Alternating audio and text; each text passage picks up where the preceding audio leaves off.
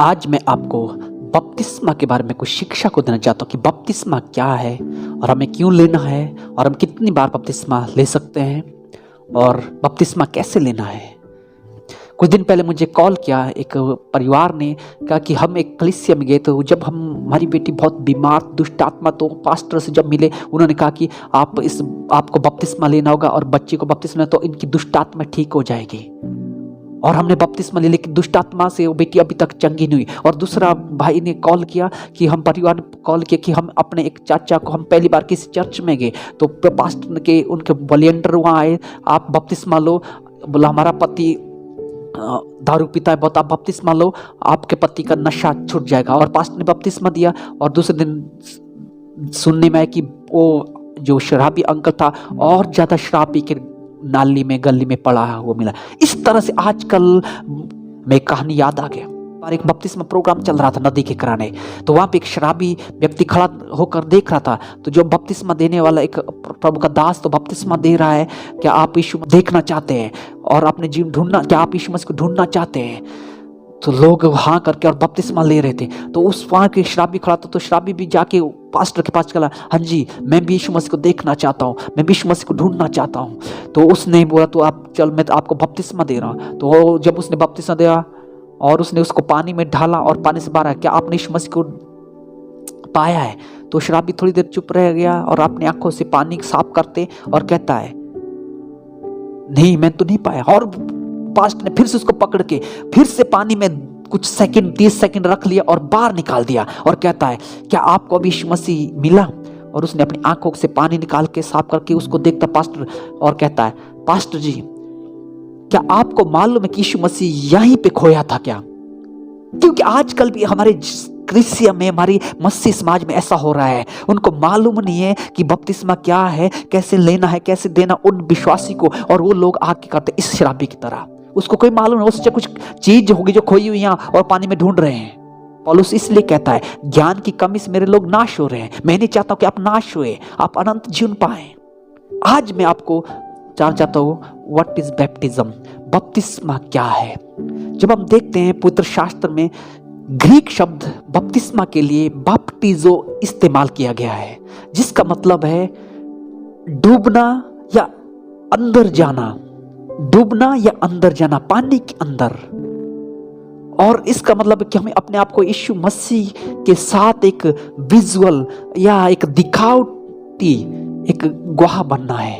जब हम रोमियो की पत्री उसका 6 अध्याय 1 से लेकर 10 तक पढ़ते हैं, उसमें जब मैं आपके बीच 3 पद को पढ़ना चाहता हूं।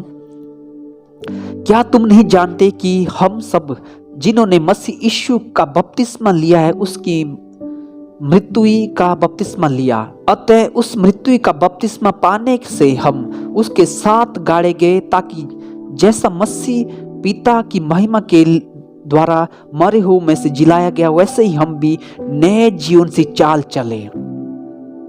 अब मैं यहाँ पे 3 बातों को आपके बीच में रखना चाहता हूं।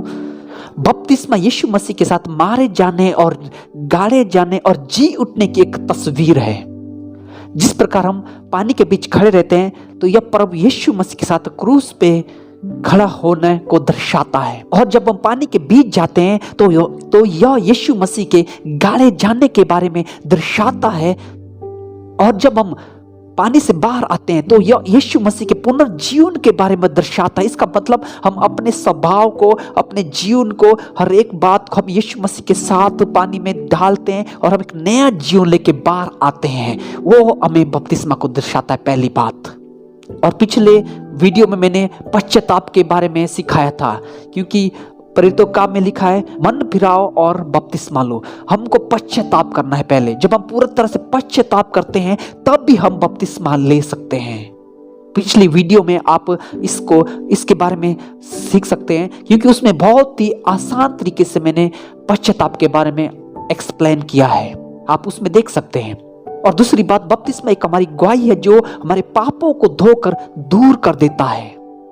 और जिस प्रकार हम पानी के अंदर जाते हैं तो हमें स्मरण दिखलाता है कि हमारे पाप क्षमा हुए हैं। और जैसे हम पानी से बाहर आते हैं और यह हमें स्मरण दिलाता है कि हम यीशु मसीह के साथ एक नया जीवन पाए हुए हैं, नया जीवन हमारे अंदर आया है। और नया जीवन जब हमारे अंदर आता है तो हम नई चाल हमारे जीवन से नई चाल हम चलते हैं।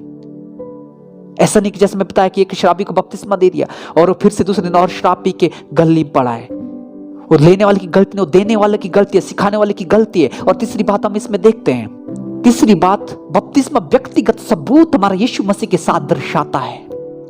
और पौलुस रोमियो की पत्री में जो आपके बीच में पढ़ा, ये बातों को वहां पे बताता है 3 और 4 आयत में। क्योंकि हम बपतिस्मा में यीशु मसीह के साथ दबाए गए हैं। हमारा पुराना स्वभाव, हमारे पुराने काम, हमारी गलत आदतें सारी वो हमने यीशु मसीह के साथ वहां पानी में दबा दिए और हम बाहर निकल के एक नया जीवन, नई से चाल चलने के लिए तैयार हो गए।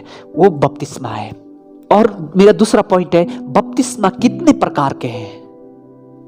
इफिसियों 4 से 6 तक आयत 5, एक ही प्रभु है, एक ही विश्वास है और एक ही बपतिस्मा है और सबका एक ही परमेश्वर है। अब मेरे को कुछ दिन पहले एक भाई ने क्वेश्चन किया था कि हमें कितने बपतिस्मा, कितनी बार में बपतिस्मा ले सकते हैं, कितनी बार एक विश्वासी बपतिस्मा ले सकते हैं।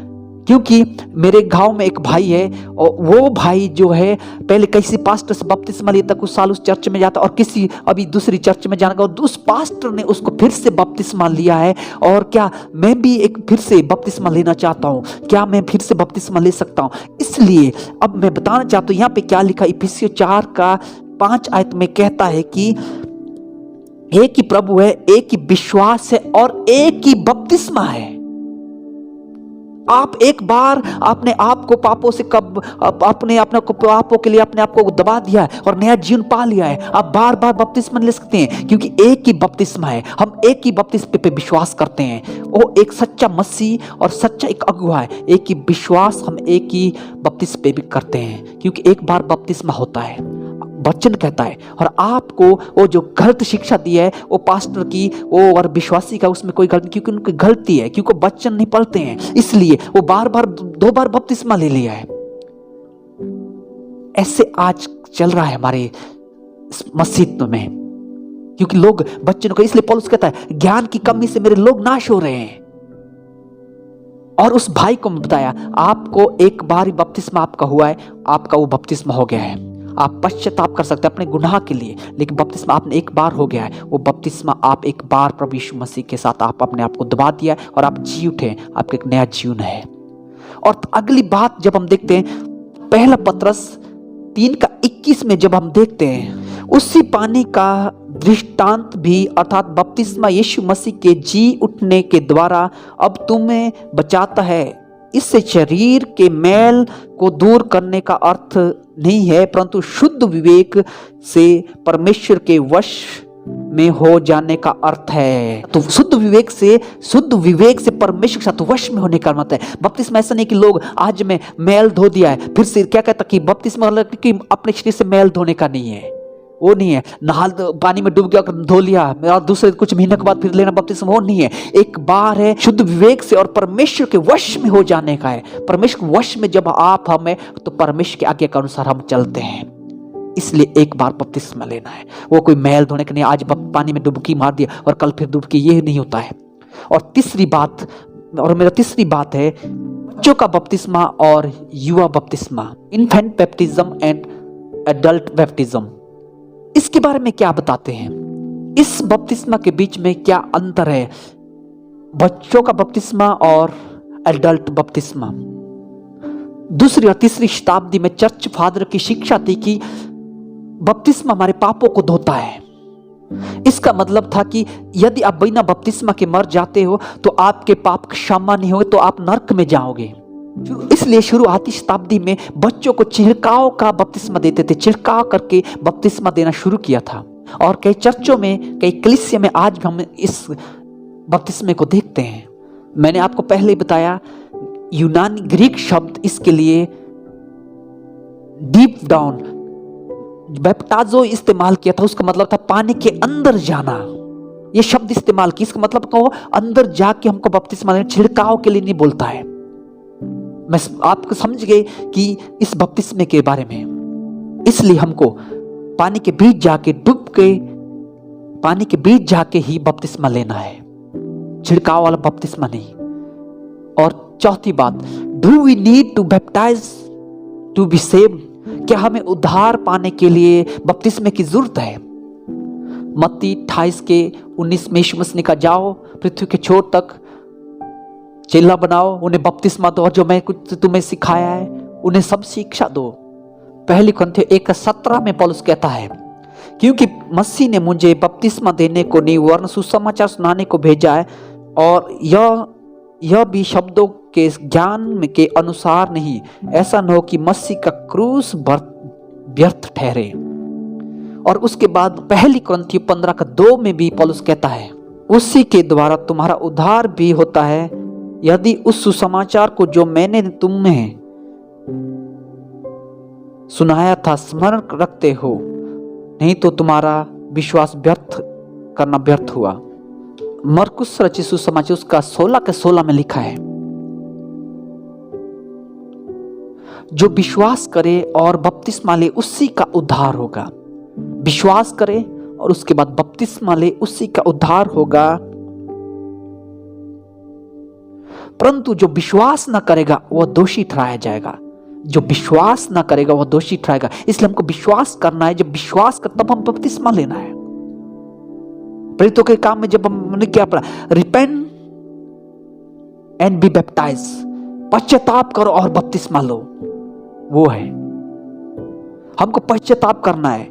जब हम पूरी तरह प्रभु यीशु मसीह के बारे में जान लेते, अपने आप को कबूल करते, अपने पापों को कबूल करते, तब हमें बपतिस्मा लेना। लेकिन आजकल क्या कलीसिया में जो भी लोग आ रहे हैं उनको सिर्फ पानी में डुबा रहे हैं, उनको मालूम नहीं है बपतिस्मा क्या, पश्चाताप करें, और इसलिए और ज्यादा दूसरे दिन गले में पड़ के दारू पी रहे हैं, नशा कर रहे हैं, गलत काम कर रहे हैं और बीमार हो रहे हैं। और ऐसे हालात है क्योंकि उनको अभी बपतिस्मा के बारे में, पश्चाताप के बारे में, बपतिस्मा की शिक्षा नहीं है।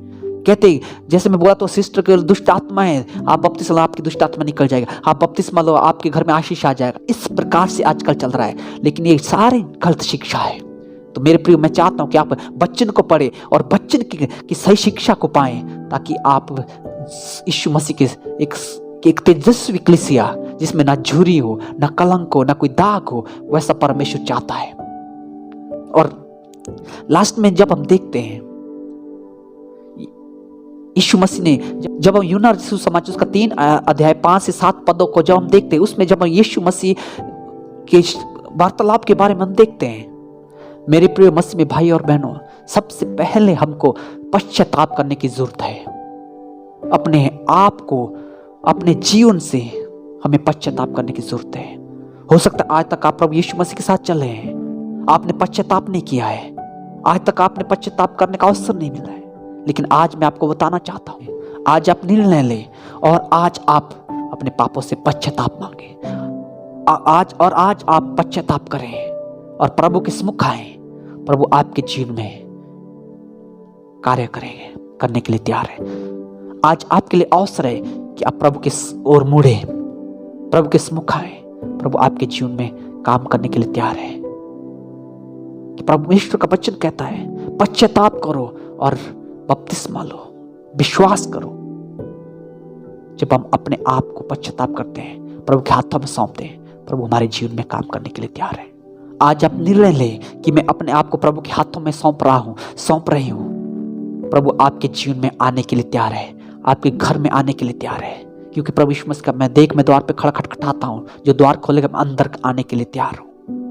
हमें अंदर से खाली करने की जरूरत है, अपने आप को कबूल करने की जरूरत है अपने पापों से, तब आप बपतिस्मा ले सकते हैं।